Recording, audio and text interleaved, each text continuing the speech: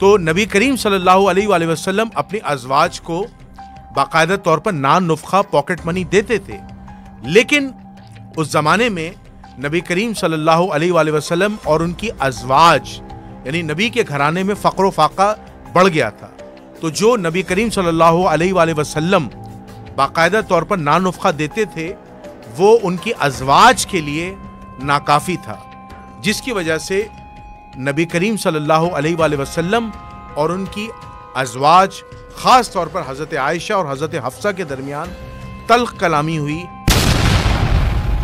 حضرت عمر کہتے ہیں کہ تمہارے لیے بربادی ہے، تمہارے لیے ہلاکت ہے، کیا تم نبی کریم صلی اللہ علیہ وسلم سے کچھ ایکسٹرا چیزیں مانگتی ہو، ڈیمانڈ کرتی ہو؟ فرمایا ہاں، کیا تم نبی کریم صلی اللہ علیہ وآلہ وسلم کو خفا دیکھنا چاہتی ہو، انہیں ناراض کرنا چاہتی ہو تاکہ تمہاری دنیا اور آخرت میں ہلاکت ہو جائے، دنیا میں بھی ہلاک ہو جاؤ اور آخرت میں بھی ہلاک ہو جاؤ؟ اس کے بعد حضرت عائشہ اور حضرت حفصہ آتی ہیں، حضرت ابو بکر صدیق حضرت عمر فاروق جلال میں آتے ہیں اور دونوں اپنی اپنی بیٹیوں کی طرف لپکتے ہیں، اور عنقریب ایسا تھا کہ حضرت ابو بکر اور عمر اتنے غصے میں تھے اس واقع ایلا کی وجہ سے، شہد والے واقعے کی وجہ سے، کہ ایسا تھا کہ حضرت ابو بکر اور عمر اپنی بیٹی عائشہ اور حفصہ کا گلا دباتے تھے۔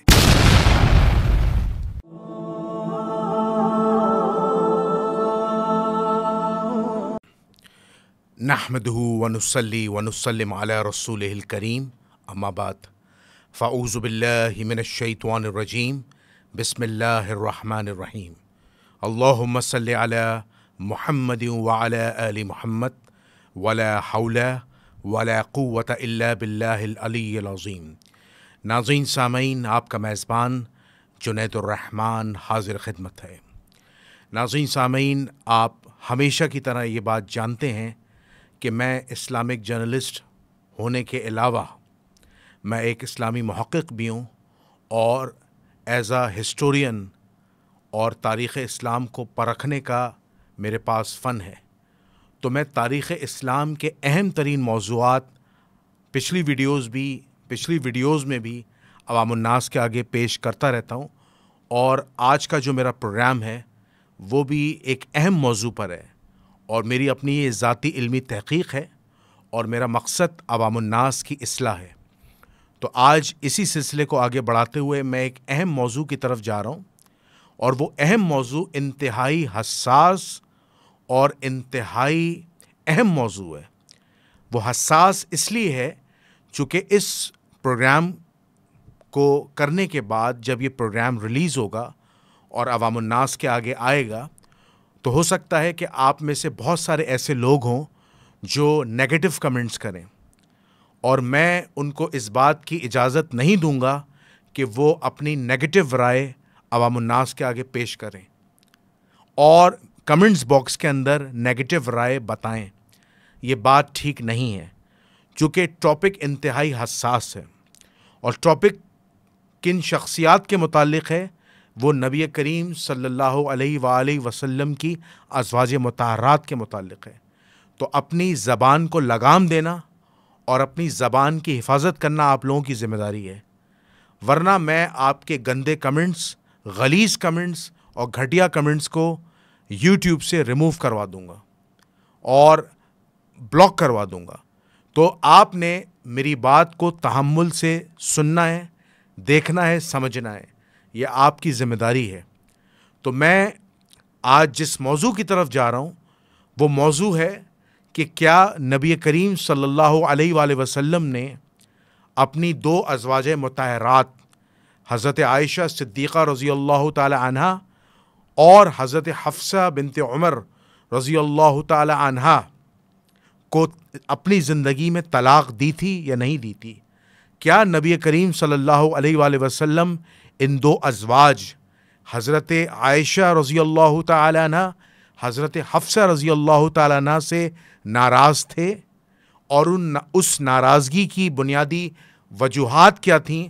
یہ میں عوام الناس کے آگے رکھوں گا، لیکن میں بارہا آپ کو یہ بات بتلا رہا ہوں کہ آپ نے حضرت عائشہ صدیقہ رضی اللہ تعالی عنہ اور حضرت حفصہ رضی اللہ تعالی عنہ کے لیے کسی قسم کا کوئی بھی نیگیٹو کمنٹ نہیں پیش کرنا۔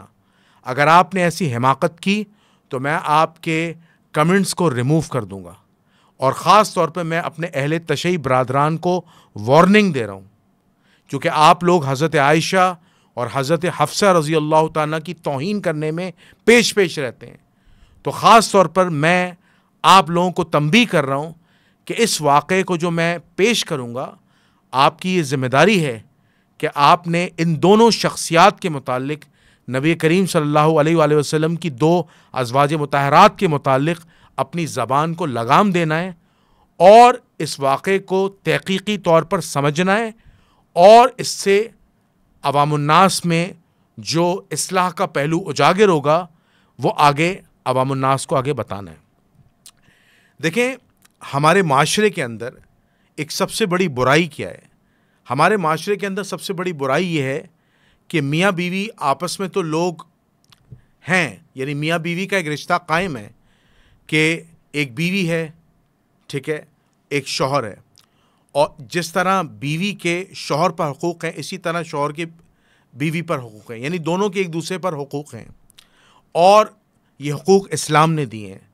یعنی آپ اس بات کو یوں اس طرح سمجھ لیں کہ جس طرح بیوی اپنا حق جتا سکتی ہے اپنے شوہر پر، تو اپنا شوہر بھی حق جتا سکتا ہے اپنی بیوی پر. تو اس میں جو سب سے اہم چیز جو سمجھنے والی ہے وہ یہ ہے جناب کہ ہمیں یہ دیکھنا ہے کہ شوہر اور بیوی کا جو تعلق ہے وہ کتنا مضبوط ہے. ہمارے معاشرے میں آج بھی دیکھا گیا ہے کہ بہت سارے جو ہمارے مرد حضرات ہیں ان کی بیویاں ان سے ناجائز نان نفقے کی ڈیمانڈ کرتی ہیں، جبکہ شوہر جو ہے وہ انتہائی نفیس انسان ہے، انتہائی بااخلاق ہے، مہذب ہے، خاندانی ہے. لیکن ہوتا کیا ہے کہ بعض دفعہ گھر کے اخراجات بہت زیادہ بڑھ جاتے ہیں یا مہنگائی بہت زیادہ ہو جاتی ہے، تو وہ اپنی بیوی کو نان نفقہ تو دے رہا ہوتا ہے، لیکن اس نان نفقے میں بعض دفعہ کمی بیشی ہو جاتی ہے، بعض دفعہ بچوں کے اخراجات بہت زیادہ بڑھ جاتے ہیں وغیرہ وغیرہ. تو وہ حضرات اکثر و بیشتر ان کی جو بیویاں ہیں وہ غیر ضروری ڈیمانڈ کرتی ہیں، اور اس غیر ضروری ڈیمانڈ کی وجہ سے کہ مجھے فلاں چیز دلوائیں، مجھے فلاں جگہ گھمانے لے جائیں، میرے اوپر فلاں پیسہ خرچ کریں، مجھے مہنگے کپڑے دلائیں، مہنگے زیور دلائیں، میری کمفرٹس کا خیال رکھیں. اور بعض جو خواتین ہیں وہ تو عیاشیوں پر اتر آتی ہیں، جس کی وجہ سے شوہر اور بیوی کے درمیان رشتہ خراب ہو جاتا ہے اور رشتے میں دراڑ پیدا ہوتی ہے. اور یہی وجوہات ہیں کہ شوہر اتنا متنفر ہو جاتا ہے، اتنا مجبور ہو جاتا ہے کہ وہ اپنی بیوی کو طلاق دینے پر مجبور ہو جاتا ہے، یا بیوی اپنے شوہر سے خلا لے لیتی ہے اس بنیاد پر کہ میرا شوہر پیسے والا نہیں ہے، میرا شوہر میرے خرچے نہیں اٹھا سکتا. دیکھیں، اسلام ہمیں اس بات کا درس دیتا ہے کہ ہمیں اپنے شوہر کی قدر کرنی ہے. شوہر بیوی کے حقوق ادا کرے اور بیوی شوہر کے حقوق ادا کرے. اگر کسی قسم کے کوئی فائنینشیل کرائسس آ بھی جاتے ہیں تو بیوی کی ذمہ داری ہے کہ وہ شوہر کا ساتھ دے اور صبر شکر کے ساتھ 2 روٹی میں گزارا کرے. اگر شوہر کی وسعت زیادہ ہے، اس کے بعد پیسے زیادہ ہیں، تو ویل اینڈ گڈ، وہ خرچہ کرے اپنی بیوی پر، اور کرنا بھی چاہیے اپنی گھر والی پر. لیکن اگر اخراجات گھر کے بہت زیادہ ہیں اور چیزوں کو مینج کرنا مشکل ہو گیا ہے، تو اسلام ایک راستہ ہمیں بتاتا ہے قناعت پسندی کا. آپ قناعت پسند ہو جائیں، صبر کریں، اور اللہ تعالیٰ صبر کرنے والوں کے ساتھ ہے. ان اللہ مع الصابرین. تو یہ واقعہ جو آج میں سنانے جا رہا ہوں، یہ واقعہ ہم سب کے لیے ایک مثال ہے. نبی کریم صلی اللہ علیہ وآلہ وسلم کی جو زندگی ہے وہ کھلی کتاب کی طرح ہے. جس طرح حضور علیہ الصلاۃ والسلام نے اپنی زندگی میں اپنے بیرونی معاملات کھلی کتاب کی طرح رکھے، اور آج تک امت کو حضور علیہ الصلاۃ والسلام کے تمام بیرونی معاملات پتہ ہیں، تو اسی طرح حضور علیہ الصلاۃ والسلام نے اپنی زندگی کے معاملات، اپنی ازواج کے معاملات، اپنے اندرونی معاملات بھی چھپا کر نہیں رکھے اور امت مسلمہ کے آگے پریزنٹ کیے، بلکہ اللہ نے پریزنٹ کروائے، جس کا مقصد عوام الناس کے آگے نبی کریم صلی اللہ علیہ وآلہ وسلم کی ذات کو بے مثل ثابت کرنا تھا کہ آپ کی جو ذات ہے، آپ کی جو زندگی ہے وہ بے مثال ہے، وہ عام لوگوں سے کروڑہ نہیں، اربوں نہیں، لامحدود بہتر ہے، لامحدود مرتبہ بہتر ہے. تو آج جو میں واقعہ آپ کے سامنے پیش کرنے جا رہا ہوں وہ ہے کہ کیا نبی کریم صلی اللہ علیہ وآلہ وسلم نے اپنی ازواج مطہرات حضرت عائشہ اور حضرت حفصہ کو طلاق دی تھی یا نہیں دی تھی؟ دیکھیں، تاریخ اسلام اس بات کی شاہد ہے، اسٹیبلش ہسٹری اس بات کی شاہد ہے کہ نبی کریم صلی اللہ علیہ وآلہ وسلم نے اپنی بیوی حضرت عائشہ رضی اللہ تعالیٰ عنہ کو طلاق نہیں دی تھی، ان سے ایلا فرمایا تھا، اور وہ ایلا جو تھا وہ 29 دن کا تھا، یعنی تقریباً 1 مہینے کا تھا۔ اور اسی طرح آپ کی جو دوسری جو زوجہ تھیں حضرت حفصہ رضی اللہ تعالیٰ عنہ، ان کو ایک موقع پر طلاق دی تھی، ٹھیک ہے، اور اس طلاق سے اللہ تعالیٰ نے رجوع کروایا تھا، وہ میں واقعہ آپ کو آگے چل کے بتاؤں گا اسی پروگرام کے اندر۔ لیکن میں آپ کو جو خاص ایک واقعہ ہے جس میں نبی کریم صلی اللہ علیہ وسلم نے ایلا فرمایا تھا، یعنی 29 دن کے لیے آپ نے اپنی ازواج مطہرات سے لا تعلقی اختیار کر لی تھی، وہ تھی حضرت عائشہ اور حضرت حفصہ رضی اللہ تعالیٰ عنہ۔ اور اس کی بنیادی وجہ یہی تھی کہ انہوں نے غزوہ احزاب کے بعد جب مسلمانوں کے اندر خوشحالی پیدا ہوئی تھی اور اسلام کا جو بیت المال تھا، جو ایک چھوٹا سا بیت المال تھا، وہاں پر مال غنیمت کافی زیادہ آ گیا تھا، چونکہ غزوہ احزاب سے پہلے 5 ہجری سے پہلے نبی کریم صلی اللہ علیہ وسلم اور ان کے جو اصحاب تھے وہ فقر و فاقہ کی زندگی گزار رہے تھے اور اسلام کو تقویت نہیں ملی تھی۔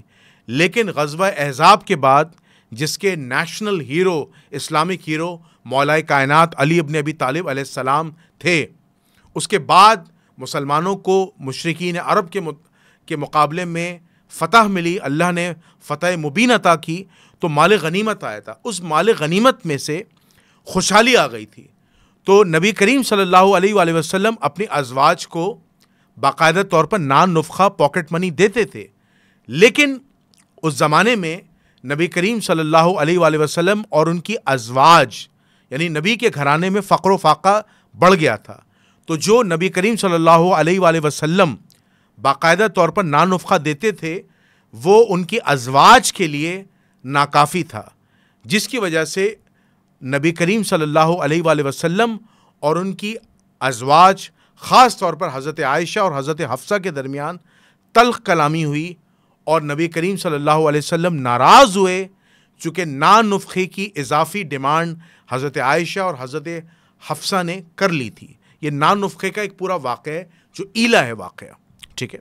اب اس ایلا کے واقعے کے ساتھ ساتھ ایک دوسرا واقعہ بھی ہے جو شہد کا واقعہ ہے، کہ وہ واقعہ کچھ اس طرح ہے کہ حضرت عائشہ اور حضرت حفصہ رضی اللہ تعالیٰ عنہ نے گروہ بندی کر لی تھی جس کی قرآن نے مذمت کی تھی۔ وہ گروہ بندی یہ تھی کہ حضرت حفصہ رضی اللہ تعالیٰ عنہ کو نبی کریم صلی اللہ علیہ وآلہ وسلم نے منع کیا تھا، چونکہ نبی کریم صلی اللہ علیہ وآلہ وسلم اپنی جو زوجہ تھیں حضرت زینب بنت جحش رضی اللہ تعالیٰ عنہ، ان کے یہاں شہد کھا کے آئے تھے، اور وہ شہد ایک خاص شہد تھا مغافیر، اور اس مغافیر کے اندر سے اسمیل آتی تھی، تو اس اسمیل کو حضرت حفصہ رضی اللہ تعالیٰ نے پہچان لیا کہ یا رسول اللہ صلی اللہ علیہ وسلم آپ تو اس طرح کی کوئی چیز کھاتے نہیں ہیں، تو آپ کے منہ سے بدبو کیسی آ رہی ہے، آپ کے منہ سے اسمیل کیسی آ رہی ہے؟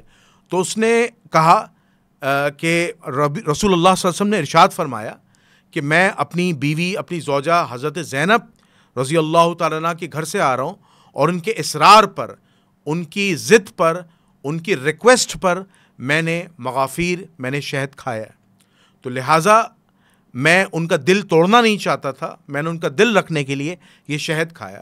تو اب چونکہ میں نے تمہیں یہ بات بتا دی ہے تو خدارا تم اس بات کو آگے نہیں بتانا۔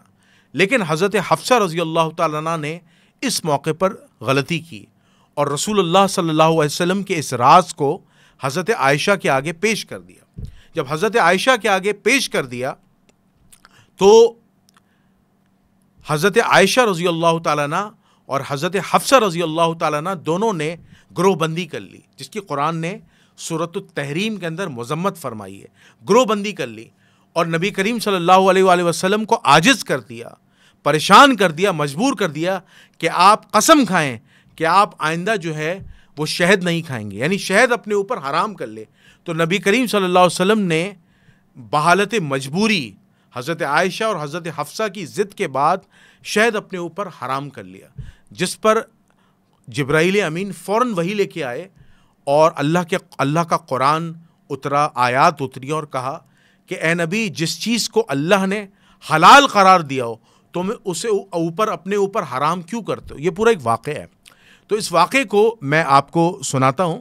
دیکھیں، یہ دو واقعات ہیں، ایک نان نفخے کا واقعہ ہے اور ایک شہد کا واقعہ ہے۔ تو یہ دو واقعات ہیں۔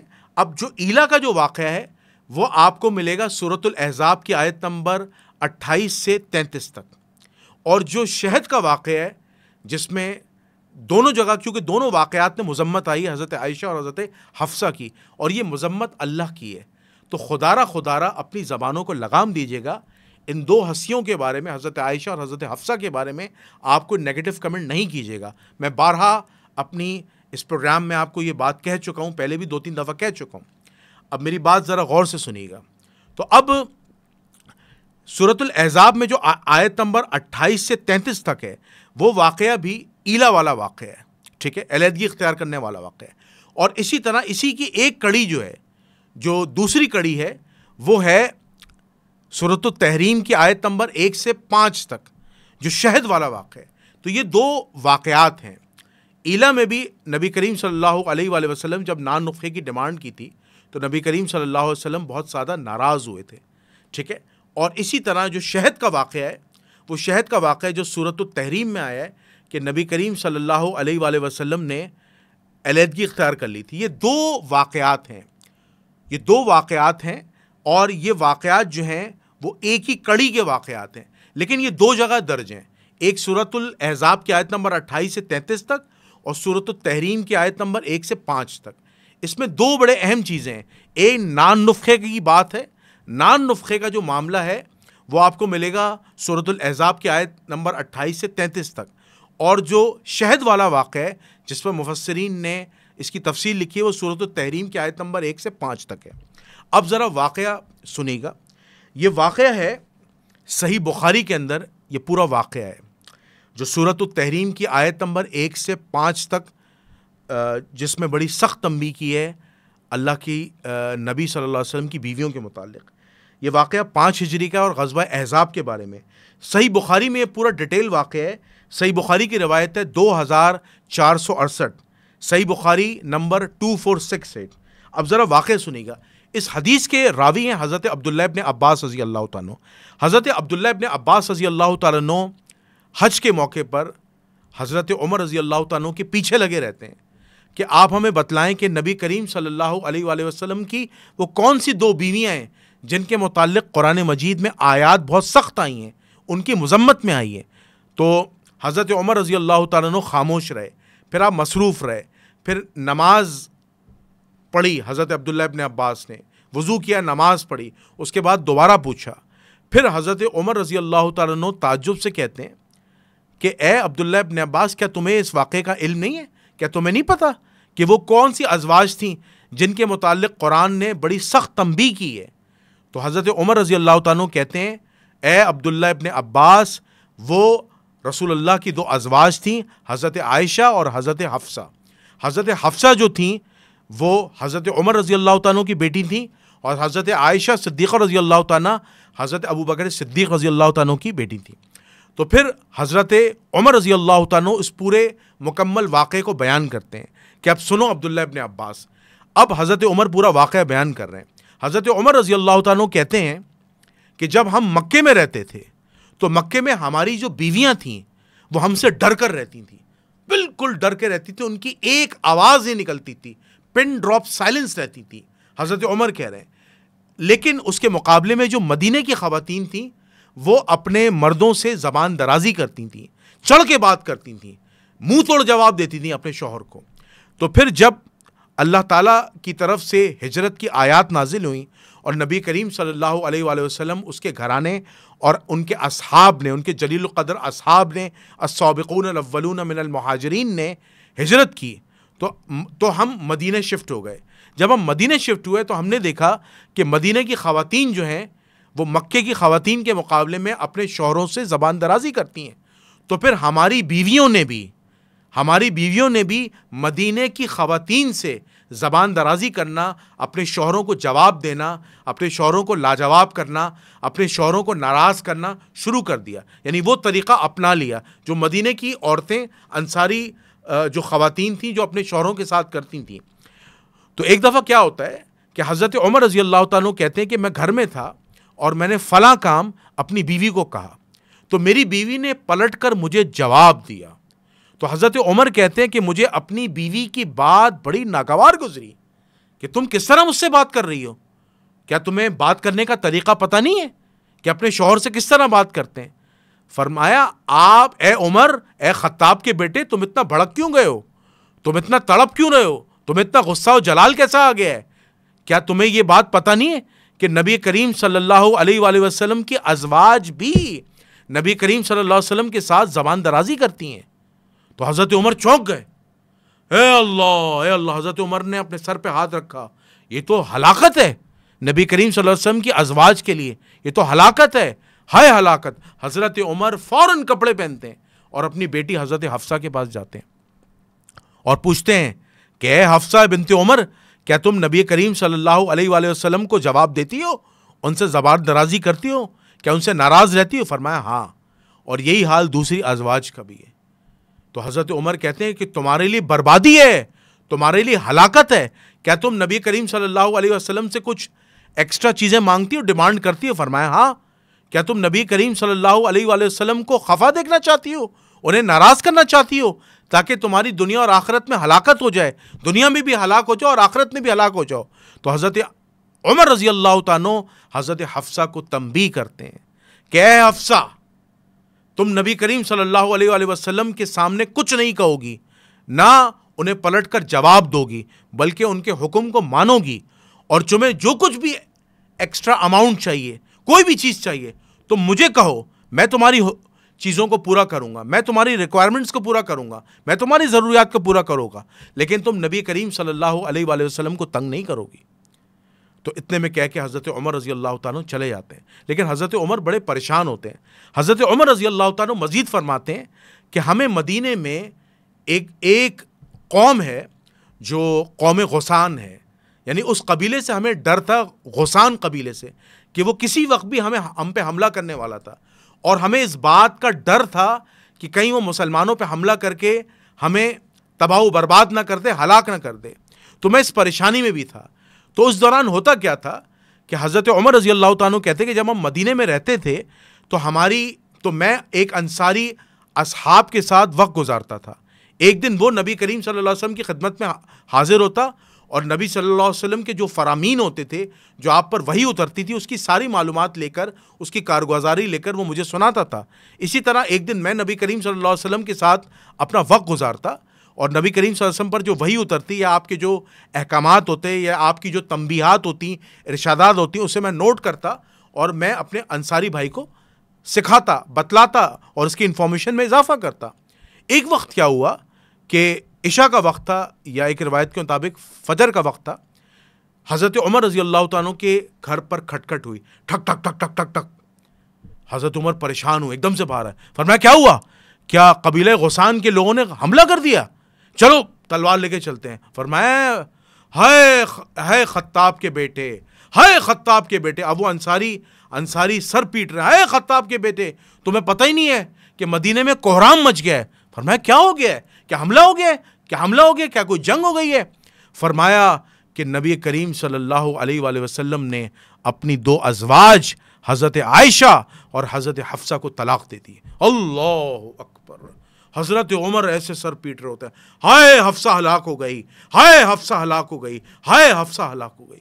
حضرت عمر رضی اللہ تعالیٰ فوراً جاتے ہیں نبی کریم صلی اللہ علیہ وآلہ وسلم کے ساتھ جو ہے وہ فجر کی نماز ادا کرتے ہیں، فجر کی نماز ادا کرتے ہیں.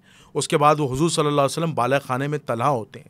تو حضور علیہ الصلوۃ والسلام کے پاس وہ باقاعدہ طور پر جانے کی کوشش کرتے ہیں. وہاں ان کا ایک غلام ہوتا ہے، تو غلام سے کہتے ہیں کہ اے شیدی غلام، اے کالے عربی غلام، مجھے نبی صلی اللہ علیہ وسلم سے ملاقات کرنی. فرمایا تو وہ خاموش، تو وہ پیغام لے کے جاتا ہے. تو نبی کی طرف سے کوئی پیغام نہیں آتا، کوئی نبی صلی اللہ علیہ وسلم کی طرف سے پیغام نہیں آتا. تو وہ پھر مدینے کی گلیوں میں گھوم رہے ہوتے ہیں اور پورے مدینے میں کوہرام مچ جاتا ہے کہ نبی کریم صلی اللہ علیہ وآلہ وسلم کی ازواج کو طلاق ہو گئی ہے، حضرت عائشہ اور حضرت حفصہ کو طلاق ہو گئی ہے۔ تو حضرت عمر پریشان ہوتے ہیں، اسی طرح حضرت ابو بکر صدیق رضی اللہ تعالیٰ عنہ بھی پریشان ہوتے ہیں کہ ہائے عائشہ کو طلاق ہو گئی، ہائے عائشہ کو طلاق ہو گئی۔ تو پھر اس کے بعد دوسری دفعہ اجازت لینا چاہتے ہیں، تو وہ عربی غلام دوبارہ جاتا ہے، حضور سے اجازت لیتا ہے، اندر سے کوئی آواز نہیں آتی۔ پھر حضرت عمر پریشان ہوتے ہیں، اب کیا ہوگا، اب کیا معاملہ ہوگا۔ پھر تیسری دفعہ حضرت عمر رضی اللہ تعالیٰ دوبارہ جرأت کرتے ہیں، وہ غلام سے کہتے ہیں کہ مجھے کہو کہ عمر آئے ملنے، عمر آئے ملنے، عمر آئے ملنے۔ تو نبی کریم صلی اللہ علیہ وسلم کی طرف سے کوئی آواز اجازت کی نہیں آتی۔ تو اس کے بعد غلام جو ہے وہ واپس آ جاتا ہے کہ نبی نے اجازت نہیں دی۔ حضرت عمر پریشان ہوتے ہیں اور مدینے کے لوگ جمع ہو جاتے ہیں، نبی کریم صلی اللہ علیہ وسلم کے گرد، مسجد نبوی کے گرد جمع ہو جاتے ہیں، اور پھر پورے مدینے کے اندر مشہور ہو جاتا ہے کہ نبی کریم صلی اللہ علیہ وسلم نے اپنی ازواج کو طلاق دے دی ہے۔ جبکہ اصل حقیقت کچھ اور ہوتی ہے جو میں آپ کو آگے بتاؤں گا۔ وہ حقیقت کیا ہوتی ہے؟ وہ حقیقت یہ ہوتی ہے کہ اس کے بعد حضرت عمر رضی اللہ تعالیٰ عنہ دوبارہ پریشان ہو کر باقاعدہ طور پر، ایون حضرت ابو بکر صدیق بھی ساتھ ہوتے ہیں، وہ بھی پریشان ہو کر کہتے ہیں کہ ایک روایت کے مطابق جو جابر بن عبداللہ انصاری رضی اللہ تعالیٰ عنہ کی روایت ہے، اور اس کا حدیث نمبر ہے، مسند احمد کی روایت ہے 14569، اس میں تو حضرت ابو بکر صدیق کیا کہتے ہیں ساتھ ہوتے ہیں۔ تو اجازت لیتے ہیں اس عربی غلام سے کہ نبی کریم صلی اللہ علیہ وسلم کو کہیں کہ عمر آئیں، نبی کریم صلی اللہ علیہ وسلم کو کہیں ابو بکر آئیں، تو اجازت مل جاتی ہے۔ تو وہ فوراً اندر جاتے ہیں اور دیکھتے ہیں کہ رسول اللہ صلی اللہ علیہ وآلہ وسلم چٹائی پہ لیٹے ہوتے ہیں، آپ کی صرف نیچے تیبند بندی ہوتی ہے، اوپر قمیص تک نہیں ہوتی، اور صرف ایک چادر ہوتی ہے۔ حضرت عمر جب یہ فقر دیکھتے ہیں رسول اللہ صلی اللہ علیہ وسلم کا، یہ فقر دیکھتے ہیں، تو ان کی آنکھوں سے آنسو جاری ہو جاتے ہیں، یا رسول اللہ صلی اللہ علیہ وسلم، یا رسول اللہ صلی اللہ علیہ وسلم۔ وہ فارس کے لوگ، وہ ایرانینز لوگ، وہ قیصر و کسریٰ عیاشیوں میں، اور وہ اپنی بیویوں کے ساتھ انجوائے کر رہے ہیں، اپنے گھر والوں کے ساتھ انجوائے کر رہے ہیں، ان کو آسائشیں ملی ہیں، اور یہ پیغمبر، یہ رحمت للعالمین جو تمام جہانوں کا بادشاہ ہے، وہ اس فقر میں ہے، جس کے پاس قمیص تک نہیں ہے، جو صرف اوپر ایک چادر اوڑھی ہوئی ہے اور نیچے تیبند باندھا ہوا ہے، اس فقر میں، اور مال غنیمت بھرا ہوا ہے۔ چاہیں تو مال غنیمت سے سب کچھ لے سکتے ہیں، کیونکہ آپ تو رحمت للعالمین ہیں، آپ نے تو صرف اشارہ کرنا ہے، اور اللہ نے رحمتوں کی بارش نازل فرما دینی ہے، نعمتوں کی بارش نازل فرما دینی ہے۔ تو حضرت عمر رضی اللہ تعالیٰ عنہ رہ نہیں پاتے، تو پھر حضرت رسول اللہ صلی اللہ علیہ وسلم کہتے ہیں کہ اے عمر، تم اب بھی مجھے نہیں سمجھے، اب بھی تم اسلام کو نہیں سمجھے، کہ اللہ نے ان لوگوں کے لیے قیصر و کسریٰ کے لیے دنیا لکھ دی، اور ہمارے لیے اللہ نے دنیا اور آخرت میں اجر لکھ دیا، عظمت لکھ دیا ہے۔ تو حضرت عمر خاموش ہو جاتے ہیں۔ پھر حضرت عمر کہتے ہیں کہ جب حضور غمگین ہوتے ہیں تو اپنے گھر کی باتیں کرتے ہیں کہ حضور صلی اللہ علیہ وسلم ہنس پڑے، مسکرا پڑے، اور ساتھ میں حضرت ابو بکر صدیق بھی ہوتے ہیں۔ تو حضرت ابو بکر صدیق رضی اللہ تعالیٰ تو بالکل خاموش ہوتے ہیں، بالکل خاموش ہوتے ہیں، شرمسار ہوتے ہیں اپنی بیٹی کی وجہ سے، بالکل سر جھکائے خاموش ہوتے ہیں۔ وہ تو حضرت عمر رسول اللہ سے کرسپونڈنس کر رہے ہوتے ہیں کہ حضرت عمر رسول اللہ کو ہنسانے کے لیے کوشش کرتے ہیں کہ یا رسول اللہ، میری بیوی مجھ سے بڑی زبان چلاتی ہے، تو میں اس کو اکثر ڈانٹ دیتا ہوں، اور میرا بس چلے تو میں اس کا گلا دبا دوں، تو نبی یعنی گردن مار دوں، تو نبی کریم صلی اللہ علیہ وسلم مسکراتے ہیں۔ پھر اس کے بعد حضرت عمر مزید کہتے ہیں کہ جب عرب میں یہ عورتیں، یعنی مکے میں یہ عورتیں رہتی تھیں، تو اس وقت یہ زبان درازی نہیں کرتی، لیکن مدینے کی عورتوں کی طرح، انصاری خواتین کی طرح انہوں نے باقاعدہ طور پر اپنی روش بدل دی، اپنی نیچر بدل دی، اپنی عادتیں بدل دی، اور پھر انہوں نے ان سے برائی سیکھی اور ہم سے زبان درازی کرتی ہیں۔ تو اے اللہ کے رسول، ان کی زبان درازی کی وجہ یہ ہجرت ہے، یہ مدینے کی عورتیں ہیں۔ تو پھر حضرت رسول اللہ صلی اللہ علیہ وآلہ وسلم، حضرت محمد مصطفیٰ صلی اللہ علیہ وسلم مسکراتے ہیں۔ اس کے بعد حضرت عائشہ اور حضرت حفصہ آتی ہیں، حضرت ابو بکر صدیق، حضرت عمر فاروق جلال میں آتے ہیں، اور دونوں اپنی اپنی بیٹیوں کی طرف لپکتے ہیں، اور عنقریب ایسا تھا کہ حضرت ابو بکر اور عمر اتنے غصے میں تھے اس واقع ایلا کی وجہ سے، شہد والے واقعے کی وجہ سے، کہ ایسا تھا کہ حضرت ابو بکر اور عمر اپنی بیٹی عائشہ اور حفصہ کا گلا دباتے تھے، لیکن نبی کریم صلی اللہ علیہ وسلم نے اشارے سے روک دیا، رک جاؤ رک جاؤ۔ پھر اس کے بعد نبی کریم صلی اللہ علیہ وسلم ارشاد فرماتے ہیں کہ اے عائشہ اور حفصہ، یہ سامنے تمہارے باپ بیٹھے ہیں ابو بکر اور عمر، اگر تم اللہ اس کے رسول چاہتی ہو تو پھر تم فقر اختیار کرو، ورنہ میں تمہیں بنیادی سامان دیکھ کر، یعنی تمہیں باقاعدہ طور پر پیسہ دے کر، کپڑا دے کر، بنیادی ضروریات دے کر، قرآن مجید کے متعلق میں تمہیں رخصت کر دوں، اور چاہو تو تمہارا باپ بیٹھا ہے ابو بکر، عائشہ تمہارا باپ بیٹھا ابو بکر، حفصہ تمہارا باپ بیٹھا عمر بن الخطاب، مشورہ کر لو۔ تو پھر حضرت عائشہ اور حضرت حفصہ شرمندہ ہوتی ہیں اور دونوں کہتی ہیں لبیک یا رسول اللہ، میرا باپ، یعنی حضرت عائشہ کہتی ہے میرا باپ ابو بکر کبھی یہ نہیں چاہے گا کہ میں آپ سے جدائی حاصل کروں، میں آپ سے طلاق لوں۔ حضرت عمر رضی اللہ تعالیٰ کی جو بیٹی ہیں حضرت حفصہ، وہ بھی کہتی ہیں کہ ہم تو دنیا اور آخرت میں یہی چاہتے ہیں کہ ہم آپ کی زوجہ بن کر رہیں۔ تو پھر حضرت عمر کہتے ہیں یا رسول اللہ صلی اللہ علیہ وسلم، کیا آپ نے ہماری بیٹیوں کو طلاق تو نہیں دیے؟ میری بیٹی کو فرمایا نہیں، طلاق نہیں دی، میں نے تو ان سے ایلا کیا ہے، میں نے ان سے باقاعدہ طور پر ایلا کیا ہے۔ تو حضرت حفصہ اور حضرت عائشہ یہی کہتی ہیں کہ میں اس معاملے میں معذرت کرتی ہوں کہ ہم رسول اللہ صلی اللہ علیہ وسلم سے آئندہ کوئی بھی اضافی نان نفقہ نہیں مانگیں گے اور نبی کریم صلی اللہ علیہ وسلم کی اطاعت کریں گے۔